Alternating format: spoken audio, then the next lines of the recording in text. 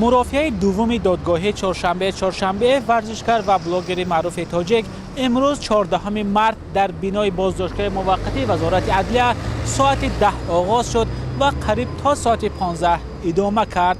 نجیبه شیرینبک و یک از پیوندان چهارشنبه بعد بیرون شدن از مرافعه به رادیوی آزادی چنین گفت: در این جلسه دادگاهی شاهدان جانب ایبدار کننده پرسیده شدند. همچنین وکیلان دفاع چهارشنبه نیز پرسیده شدند.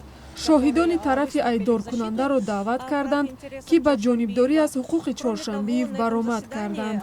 همچنین در این جلسه وکیلان دفاع چند درخواست مهم پیشنهاد کردند که برای دفاع از چهارشنبه اهمیت استراتژی دارد.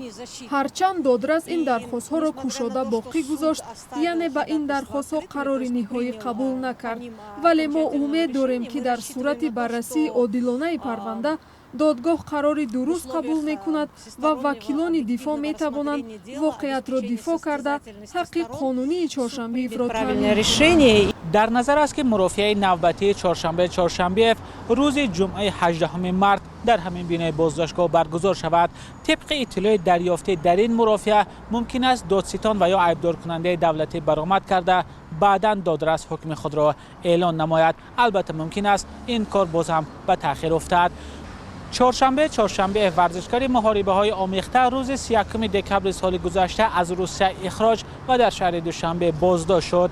مقامات در آغاز علیه این ورزشکار با اتهام برانگیختن کینه عداوت ملی و مذهبی و دعوت عمومی برای سرنگونی حکومت طریق اینترنت پرونده باز کردند. بعدتر اتهام برانگیختن کینه عداوت ملی و مذهبی از پرونده این ورزشکار حذف شد، ولی از روی اتهام دعوت به سرنگونی حکومت این ورزشکار را سالهای طولانی زندان تهدید می‌کند. مولا رجب یوسفی برات یوسفی، آزادی، دوشنبه.